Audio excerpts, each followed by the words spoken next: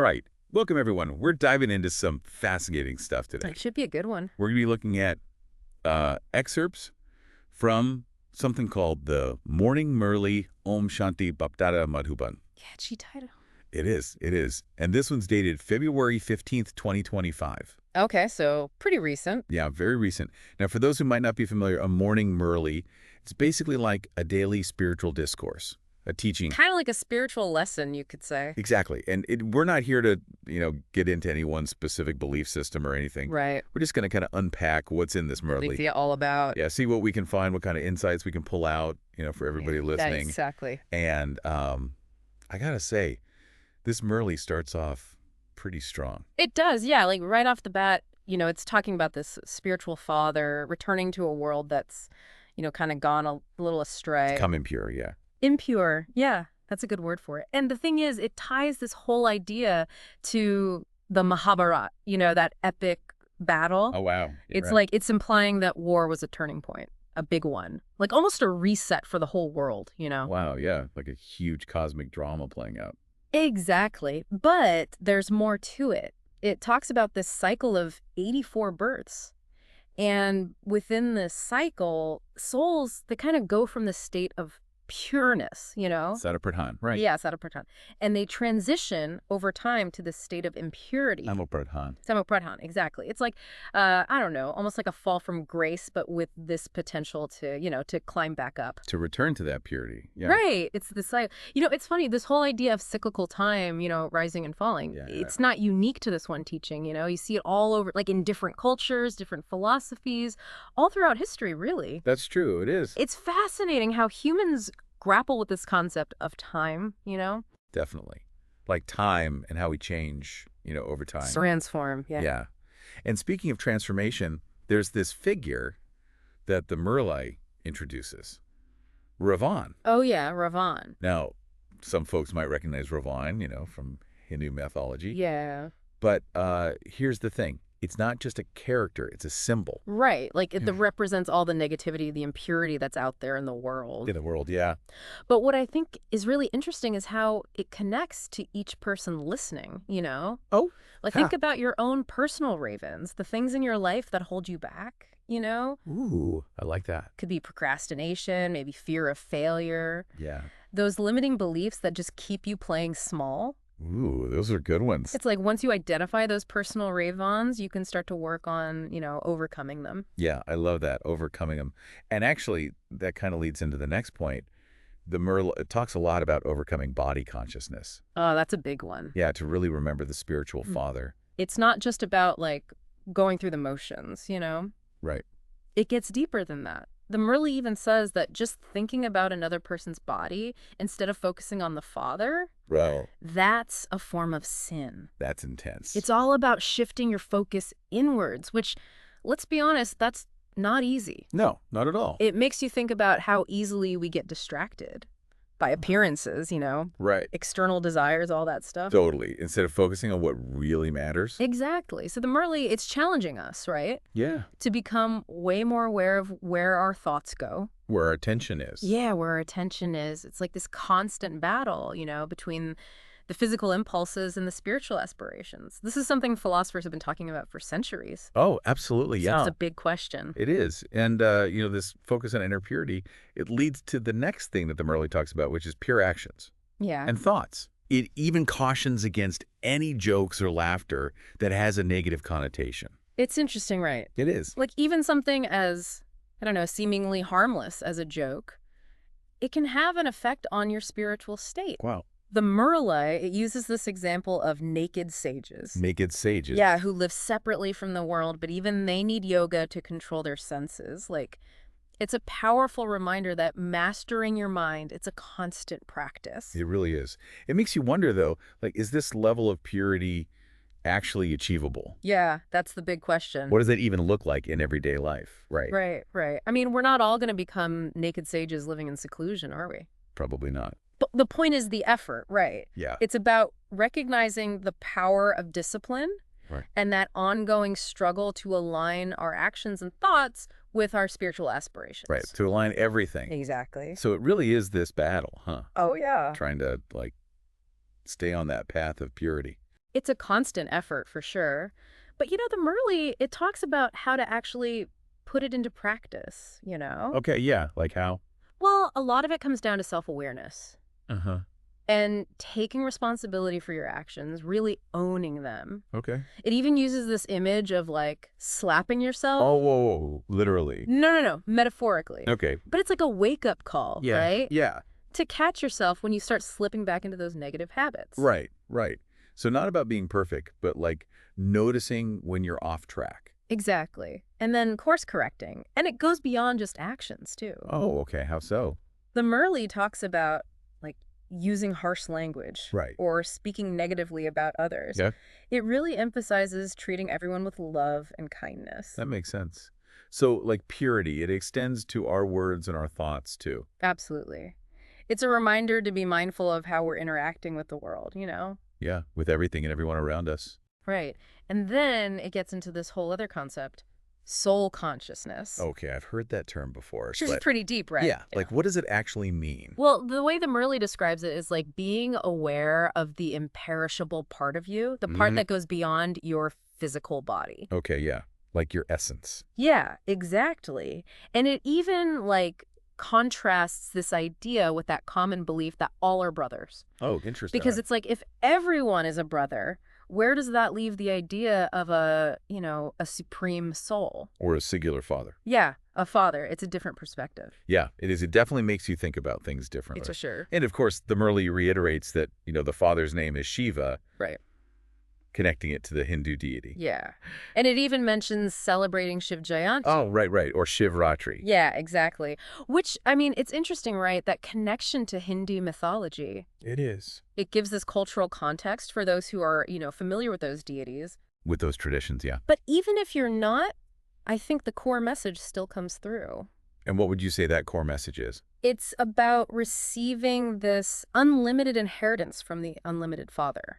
By following his guidance and, striving for that purity. That unlimited inheritance. Yeah. That's a powerful idea. Yeah, it is. But it sounds like a lot of work too, right? Right. So what does the Manili say about all the effort involved? Well, it emphasizes that spiritual progress, it's not about luck or destiny. Okay. It's about your own effort. It's an active journey, Gotcha. You're striving for self-improvement. And get this, it encourages sharing these teachings with others. Okay, with everybody. Yeah, even people you might not expect, like laborers. So not keeping this knowledge secret. Nope, spread it far and wide. But, I was curious about that. About what? About how to actually share these teachings effectively, Yeah, right, because it's one thing to understand it yourself. Totally. But then to explain it to someone else, that's a whole other thing. Absolutely. And the Murli addresses that directly. Oh, really? It basically says that if you haven't grasped it yourself, Yeah. really embodied these teachings, you're not going to be able to explain it to anyone else. Okay. It's like leading by example, Walking the walk before you talk the talk. Exactly. And then there's this vivid picture that it paints, talking about Raven making souls impure, and then the Father coming to make them residents of a land of angels. Whoa, that's a big contrast. It is, right? Darkness and light, impurity and purity. Yeah. It really shows just how transformative this journey can be. Yeah, that's a good point. And it's not just any souls that become impure, right? Right. It mentions Lakshmi and Narayan. Yeah, even them, who are like the ideal figures in Hindu mythology. They fall into this cycle too. Yep, become impure. Wow. It's like a reminder that even those who achieve like the highest heights, they can still fall. From grace, yeah. It really reinforces that cyclical nature of time. Yeah. And the fact that we all have to keep striving for purification. That's humbling. It is. And then it gets even bigger, talking about the day of Brahma and the night of Brahma. Oh, wow, yeah. That whole cosmic time scale. Right. Zooming out to the grand scheme of things, creation and destruction, it's all part of this, this massive cosmic dance. It's a lot to take in. Yeah. So, I mean, where do we fit into all of this? What are we supposed to actually do? Well, the Murli encourages doing service in Shiva temples and spreading this message about remembering the Father. Okay. To everyone, even foreigners. It's like a call to action, to both internalize and share these teachings. But it also gets specific, too. Oh, how so? Like, it emphasizes focusing on purity and not, accepting money or anything like that until you've really become strong in this knowledge. So it's not about material gain. Nope. It's about genuine spiritual growth. And it contrasts this knowledge with, the path of devotion. Got Like it. studying scriptures, doing traditional religious practices, all that. Yeah. That's devotion. But this knowledge, it's coming directly from the ocean of knowledge. The Father. Yeah. And it's very clear about that. Like, this is different. Oh, yeah. It even says that Brahma, Vishnu, and Shankar, The Hindu Trinity. yeah, they can't be considered the purifier. Only the Father can. Only the Father. It's all about connecting with him and striving for this purity that, goes beyond the limitations of the world. Leading to the pure world. Or heaven. Yeah, that sounds amazing. Like, what is that pure world like? It describes it as a new world, free from all the negativity, the impurity that we see now. Like a utopia? Yeah, a utopian state. Yeah. Where souls are liberated and they experience this, eternal bliss. Wow. That's quite the image. It is. But how do we get there? Yeah, that's the big question. What do we actually have to do? Well, it reminds us to really look inwards, Oh. examine our thoughts, our actions, Uh-huh. and to just keep striving for that purity. In everything. Yeah, in every aspect of your being. Sounds like a lot of work. It is. There's no quick fix, right? Yeah. It's an ongoing process. Of constant refining. Transformation. Yeah, that's a good word for it.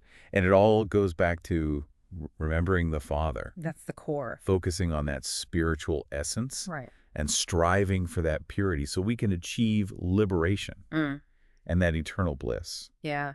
And there's this one part that really stuck with me, Oh, what's that? It talks about this invaluable time of the confluence age, Uh-huh.